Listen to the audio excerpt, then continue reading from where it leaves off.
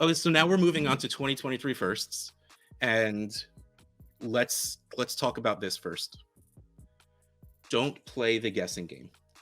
Don't say this is an early 23 first, this is a late 23 firsts. There is so much time between now and a year from now. Literally a year. But that was such a terrible statement. Oh my God. Okay. So there's a lot of time between now and next year's rookie draft where we will know when these picks really are. So much can happen between now and next February where this person who you thought their team was terrible. Cordell Patterson was actually a top 5 running back wide receiver player. Yeah, and don't be fooled with the idea that this person is a bad team, because 3 trades can change that. Like, if you ever think your team is terrible and there's no way of using what you have to get good, go DM Shane Manila at Shane is the worst. He is by far the best I've seen at taking a rebuild or an orphan and just being like, no, I'm going to compete now, and then making a playoff team out of trash. It's insane. Like, I've seen him do it multiple times, and I am impressed and saddened every time because he beats out, my teams that were the champions last year, and all of a sudden my team's bad. Okay, but let's actually get back to here after saying that out loud. 12-team super flex, a 23 first and 23 second for Christian McCaffrey. Okay, so this is many layers of, I don't know. Okay, do you believe in Christian McCaffrey? Do you think he'll get the workload? Do you think he could stay healthy? Do you think, man, what else is there? Will they have a quarterback next season? Do they have a quarterback right now? Sam Darnold. Do they have a quarterback right now? No. Talking about maybe bringing Cam Newton back, even with how bad he looked. They're drafting somebody for sure. So, yeah. Okay, so if I have Christian McCaffrey on my team, which is very unlikely in the first place, and I decide to get off of him, and at this point, probably rebuild, even though you can flip 23 first pretty easily these days, again, because of what we as a community think of the 23 draft. I think I want more. I don't remember if I did the values. 384.2 for the 23 first, 134.3 for the second, for a total of 518.5. Christian McCaffrey, 627.3. So yeah, you should get more. I feel like you should still get 2 firsts for Christian McCaffrey. And I don't even really like running backs, and I still say that. Yeah. I'm still team Christian McCaffrey 101 in a redraft this year.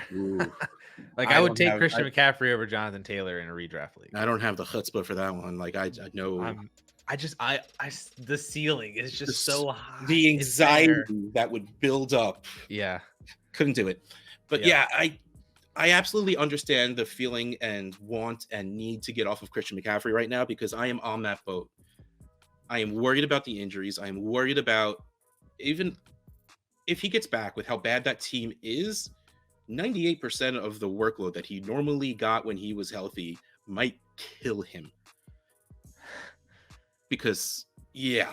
So chances are, especially with how good Chuba Hubbard looked, like he wasn't great, but he was good.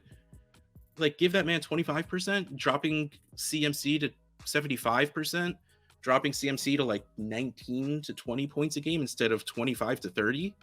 They should really just look at what the Chargers have done with Austin Eckler and say, we should have Deonta Foreman get about 10 carries a game, and then get Christian McCaffrey gets like 9 targets and another 10 carries. And yes. I mean, that would be it. And if that were to happen, Christian McCaffrey still your 101 in redraft? Oh, for sure. Okay. Yeah. So I'm guessing you're also on the train of more than a future first and second for Christian McCaffrey. Absolutely. Yeah. Okay. This is way too much, or way not enough for Christian McCaffrey. It's way too much love on the 23 first side.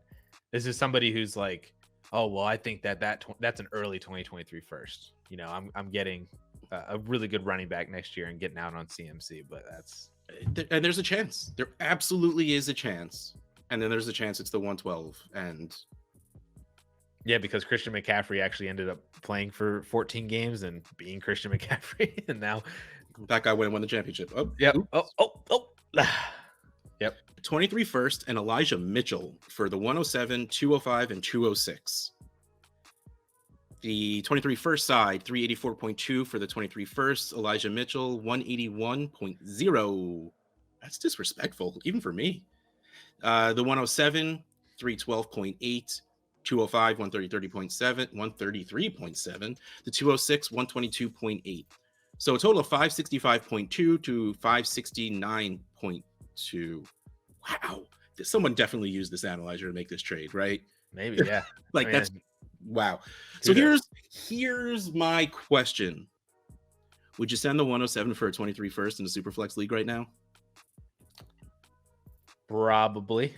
Yeah. I think that's the line. Yeah. I'm right there with you. I would probably think about it at the 106, but I wouldn't do it straight. Like, throw me a late second just to make me feel better about it. I'd be curious to see who that 107 actually ends up being after the draft, because I can see a world where like 3 quarterbacks are taken in the top 10 and now they're all top 5 picks in Superflex.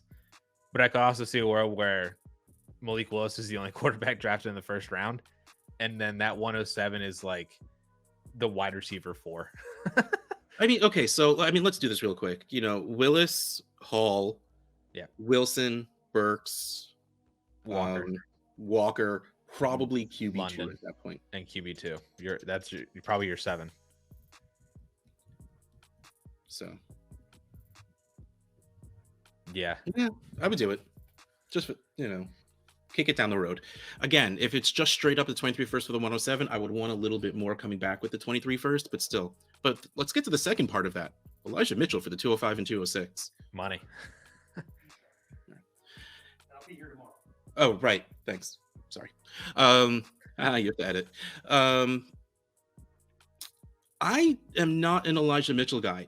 I've talked about that plenty of times. If you're telling me I can get him for the 205 and 206, money all day. That's crazy.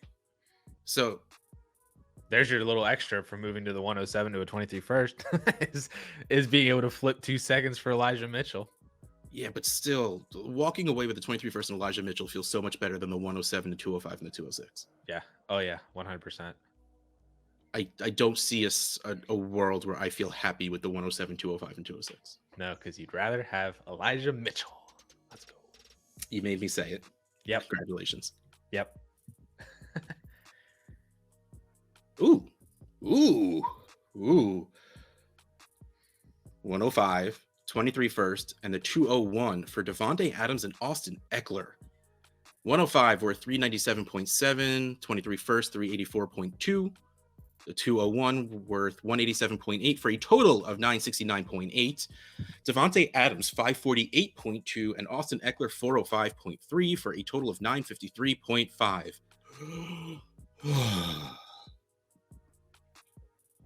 I want the players. Like, I get that this is pure rebuild versus competing, but I will just dive on top of my name bias right now and the fact that I love Davante Adams and I love Austin Eckler and say I want more than that, even though I don't know if you can get more. Yeah, I'm imagining having Davante Adams and Austin Eckler on my team, and it just sounds so amazing. And then that's just I did trade both of them away in one trade, actually. It was ridiculous. Okay, hold on. Let me pull this up because it was me and Jesse Reeves at Jesse Reeves FF. And it got... And you traded him Eckler. He's a Chargers fan. Hold on, check this out. I gave up Patrick Mahomes, Austin Eckler, Aaron Jones, and Davante Adams. And I got Tua Tagovailoa, Amon-Ra St. Brown, the 105, 107, a 23 first, and a 24 first. Holy crap. So this really came down to both of us being like, that's a lot of stuff. You want to just do it anyway? Okay. Like, there was no analyzer involved. There was no engineering schematics being drawn out to try and figure out the value. We were just like, that's a lot of really good players, and that's a lot of really good draft picks. Okay. Let's do it. Let's do it. That's all it was. Holy and then, of course, the ad-hoc challenge ruined all of it for me, but that's besides the point. But yeah, the 105, a 23 first, and a 201. No one piece of that feels good enough for me to trade these guys away. I want one piece. Like, even if that was the 101 to 23 first and a later second, I'd feel better about it, but I still kind of want the players. Yeah. I mean, both the players are worth more than their countered firsts anyway, to where that 2.01 is just trying to fill value. But wow, we are just very much player over the pick right now. We are. It's crazy. But also, I think this is why this show is kind of helpful, because I've gotten a lot of questions over the past couple of weeks. It's like, I have this 23 first, or I have this mid first. What can I get for them? And apparently, it seems like you can get Austin Eckler and Davante Adams for a mid first and a 23 first and a second. So, I mean, flip it around. Would you send these picks for those guys? Probably, yeah. If I was like competing, because Davante Adams and Austin Eckler, they turn your roster from being like in the middle of the league to being a contender. Yes. So yeah, and that's just kind of like how I would much rather just be like, I'm pushing for a championship than I am pushing for a rebuild. I would just much rather just go for that route and see what happens. But I mean, but to point out what we haven't really pointed out since the first trade, Davante Adams and Austin Eckler are never going to go up in value again. Yeah, that's true. Davante Adams is a 29-year-old wide receiver. Austin Eckler, 26-year-old running back. I mean, they both happen to be awesome. And Davante Adams, yes, left Green Bay, but now went to a quarterback he played with for 3 years in college. And then Austin Eckler is on the Chargers offense, and he is a pass catcher and a rusher who can, like you said, get double digits in both reception, well, at least targets and rushes in a single game. So that is money in a PPR league. But at the end of this season, they're going to be worth less than this right now, regardless of what they do. They could be the RB1 and the wide receiver one. They're not going to be worth this much just because of their age. Yeah, for sure. So you have to put that into account when you're thinking of trading picks away, because at least that 23 first, man, that's going to grow in value. And the 105, you still got a month, probably, depending on how degenerate you are about when you have your rookie drafts, for that 105 to grow. Because like you said before, if 3 quarterbacks go early, that 105 will skyrocket in value, because that is either one of the top 3 quarterbacks, or you're pushing down Hall, like, Berkshire, Wilson, or London. Yeah. Like these really good guys are getting pushed back. So either way, there is a chance, not a very good chance, because man, I really doubt 3 QBs go early in this draft, that 105 can really grow also. So it's like a juggling act of what you want to do, how you want to do it, and when you want to do it, because I can't in good conscience preach patience when I have none. But the good idea would be holding on to these picks until the last second. But if you tell me I can get Davante Adams and Austin Eckler, I think I just do it anyway. Yep. All right, let's go down to the horrible trades. We have 16-team, 1 quarterback. The 101 for a 23 first and Brandon Ayuk. That's not as horrible as I thought it was going to be. The 101, 625, the 23 first, 384.2, and Brandon Ayuk, 268.1. This is practically even in the analyzer. It's really funny that you have a horrible trade that's even in the analyzer. That's what I was saying before the show, that I was like, I pulled this horrible trade because to me, this is awful. But the analyzer actually is in favor of the opposite side. That we've never had this before. But I just think that this Brandon Ayuk is the one that's screwing it up for me, because I am apparently really low on Brandon Ayuk compared to the analyzer. Same. But like, man, like you have the 1.01 in a 16-team league. You're walking away with Breece Hall. Like, getting a stud running back in a 16-team league is gold. And the probability that the 23 first is not the 101 next year is whatever 15 divided by 16 is. There's basically like 95%. There's a 95% chance that is not the 101 next year. And like, it's funny, the whole San Francisco offense, at least the pass catchers, worry me a little bit, because we don't know what that offense will look like. It can't look the exact same when we're talking a shift from Garoppolo to Lance. Mm-hmm. And that's if you're one of those people that fully believe there will be a shift from Garoppolo to Lance. And again, we talked about the 23 class being thought of so much better than the 22 class, but it's the 101 already. The 101. Yeah, like, and even if let's pretend you have Breece Hall as the RB4 in next year's class. You're still banking on that pick being the 105 or below, because I'm sure there's going to be one wide receiver that people like enough to put above one of those running backs. Just, I mean, purely based on nothing whatsoever. Yeah. You know, probability that you don't normally have 5 straight running backs, though. I mean, 2020 you probably did. This is like echo chamber 2022 draft sucks kind of trade for me.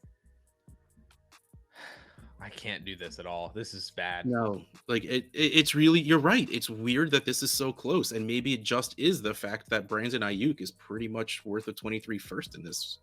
Even not really, it's still a 120 off, but like I can't bring myself to do it. Okay, now I'm curious. Who's around? Brandon Ayuk is the wide receiver 31 in March 1 quarterback ADP. Around him are guys like Hollywood, Bateman, Olave, Claypool, Sutton. Why did I say it? Sutton? Yeah, that was a very enunciated Sutton. So those are all guys like in and around. Like Chris Olave right now in 1 quarterback leagues is like the 105. Yeah, like a mid first, yeah, or 106. So at least in terms of ADP, he could be higher or lower than that in your league. But like, so this is actually put down around the 111, or mine Superflex. You might be in Superflex. Nope, 1 quarterback. They have Olave down around the 110, 111. Oh, okay. Oh, we had some rookie issues with the rankings and stuff as well, I noticed. Okay, but even still, man, what would it take on top of the 23 first for you to move the 101? A lot higher than Brandon Ayuk. All right, so would you do it for Hollywood or for Sutton? No, I don't think I would. We need to bump up. Amari Cooper, Keenan Allen, DeAndre Hopkins. No, we need to bump up. Like I went straight to Godwin, McLaurin, Elijah Moore. Oof. I mean, that's not happening. I know, but that's what I'm saying. That's like, because then you get to the point where that's essentially like the 103, 104 in a 1 quarterback league. And in a 16-team 1 quarterback league, moving off the 101 for the 103 into 23 first does not sound outrageous to me. Josh Jacobs and a 23 first for the 101. No. I would do that. No. I would do that. Because we're talking running backs now. Oh my goodness. I just messed up my... How dare you? Because, I mean, we're talking about a top 12 running back who will produce as a top 12 running back. Someone who will produce as a top 12 running back, even though he might not be ranked at it, just because that's what he does. And a 23 first on top of someone you hope to produce as a top 12 running back. And again, he's really young. Like Josh Jacobs is still like 24. Yeah, my problem isn't Josh Jacobs, the player. My problem is Josh Jacobs, the value. I mean, he's in here. I completely lost him, but he's at like 350, 360. Yeah. That's 375. That's enough for me. But the difference between him and ADP and Breece Hall is 3 rounds. 23 first. 2 rounds. Sorry, 2 rounds. Yeah, but we're not talking ADP. But I'm just saying, like, that's like the value difference between the two of them, between Breece Hall and Josh Jacobs, to where I don't know if the 23 first makes up for that in a 1 quarterback league, especially again a 16-team 1 quarterback league where that could be the 114, and that's the 2.02 in normal 12-team leagues. Yeah, when you put it like that, you know what I'm saying? That's like, because the gap between the 101 and a 23 114 is literally 14 picks. That hurt my brain. You're right. It has to be that high. You're absolutely right. We need to be talking like Chris Godwin, man, Deontay Johnson.